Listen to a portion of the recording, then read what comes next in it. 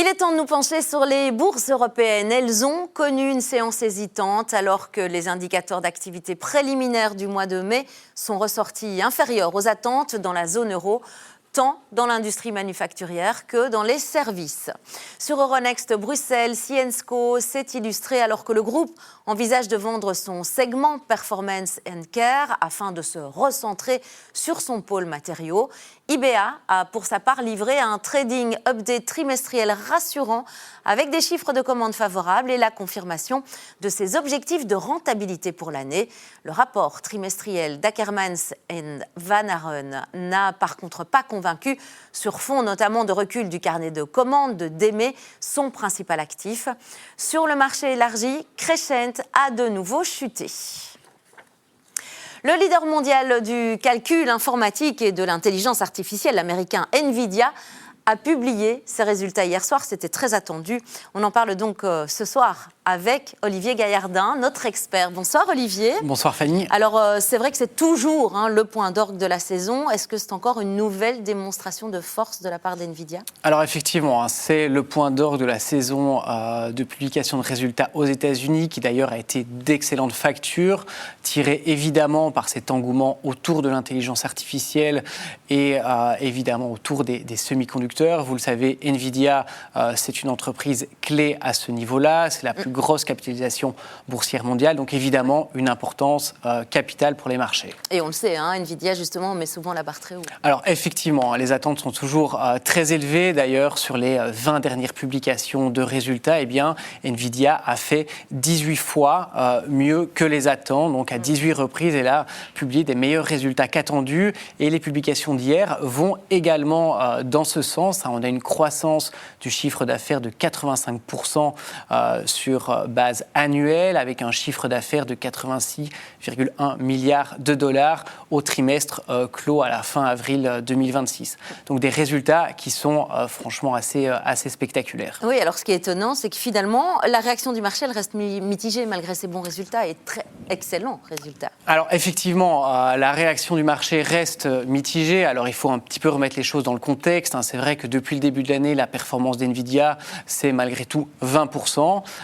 Et si on prend l'indice des semi-conducteurs, le SOX, on est à 65%. Donc il y a évidemment déjà beaucoup de bonnes nouvelles qui sont intégrées dans les cours à l'heure actuelle. Mais c'est vrai qu'au niveau d'NVIDIA, les choses évoluent. Pendant tout un temps, les investisseurs, vraiment la question qu'ils se posaient, c'est est-ce que NVIDIA sera capable de battre les attentes ? Et maintenant, on se pose de plus en plus la question finalement de la pérennité de sa domination au niveau de l'intelligence artificielle et des semi-conducteurs. Et d'ailleurs, on le voit, certains de ses clients, d'ailleurs, des sociétés comme Meta, Amazon ou encore Google, commencent de plus en plus à concurrencer NVIDIA en développant leurs propres puces. C'est le cas également d'autres acteurs, comme par exemple AMD ou encore Broadcom, qui montent vraiment en puissance. Et d'ailleurs, c'est le message hier du CEO d'NVIDIA qui mentionne qu'il souhaite que finalement NVIDIA soit moins dépendant de ces grands hyperscalers. Et il voit également des nouvelles zones de croissance, notamment au niveau de l'intelligence artificielle appliquée à la robotique et aux véhicules autonomes. Ouais, alors Olivier, un des grands sujets pour NVIDIA, ça reste quand même la Chine. Alors effectivement, ça reste la Chine. Si on écoute le patron d'NVIDIA, il estime que c'est un marché qui pourrait lui rapporter 50 milliards de dollars en termes de revenus annuellement. Pour le moment, NVIDIA, c'est un marché duquel elle est quasiment exclue, du fait d'une part des restrictions d'exportation des puces les plus puissantes de la part des États-Unis.